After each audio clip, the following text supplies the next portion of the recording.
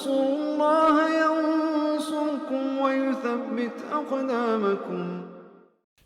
Nah, Nabi melarang ya orang-orang yang ada di kota ya atau pedagang-pedagang yang ada di situ menahan ya.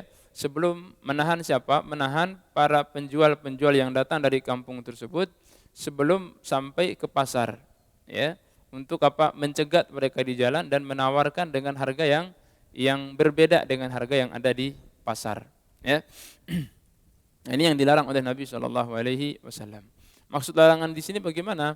Kalau ya pada kondisi ketika si pedagang atau pemilik barang dari kampung tersebut memang tidak tahu tentang harga pasar ya untuk barang dia. Datang dari kampung nggak tahu kondisi pasar ya, naik dan turunnya harga ya. Nah, di sini Nabi Shallallahu alaihi wasallam melarang perbuatan itu karena akan merusak daripada apa? Atau merusak kestabilan sosial daripada kebutuhan kaum muslimin ya. Ketika itu yang di antara apa alasannya ya, di antara alasannya juga adalah karena akan menyebabkan apa adanya unsur kezaliman ya terhadap orang-orang yang datang dari kampung tersebut ya.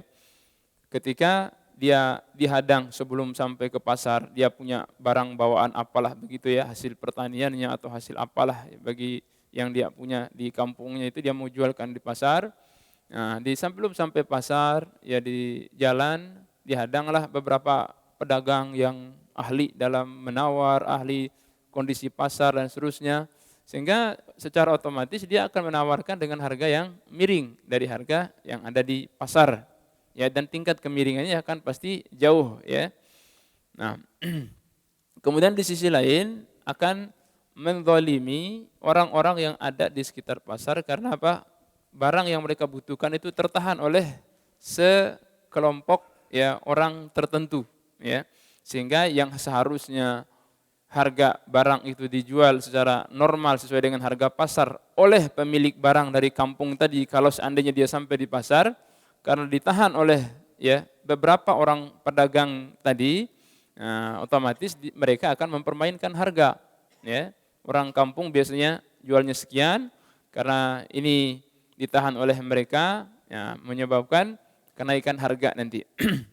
Ya, tentu kenaikan harga yang tidak normal ya. Kalau kenaikan harga yang wajar-wajar saja ya, setiap orang yang memiliki keuntungan yang mencari keuntungan itu ya, semua orang pasti dagang mencari keuntungan. Tapi di sini apa?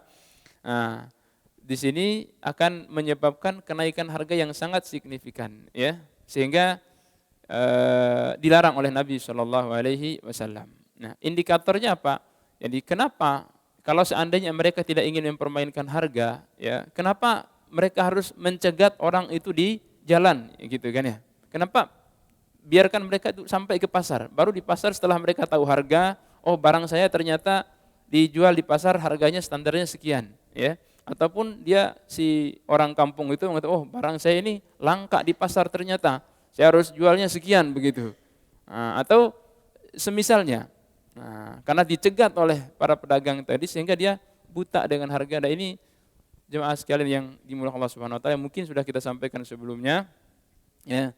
Ini termasuk juga adab dalam kita melakukan transaksi jual beli. Jangan kita memanfaatkan kepolosan orang ya, ketidaktahuan orang yang bertransaksi dengan kita untuk apa? Untuk mengelabui dia dalam proses jual beli tersebut. Ya, mungkin kita contohkan dulu ya, transaksi kaitan dengan mungkin barang-barang elektronik atau otomotif. Ya, pelanggan kita nggak paham tentang motor ya, kemudian apa? Ya dia mau jual motornya, dimanfaatkan. Oh motor Anda ini harganya cuma sekian, padahal mungkin motornya masih bagus, cuma putus kabel sedikit disambung mungkin bisa lah. Nah, ini dimanfaatkan oleh dia.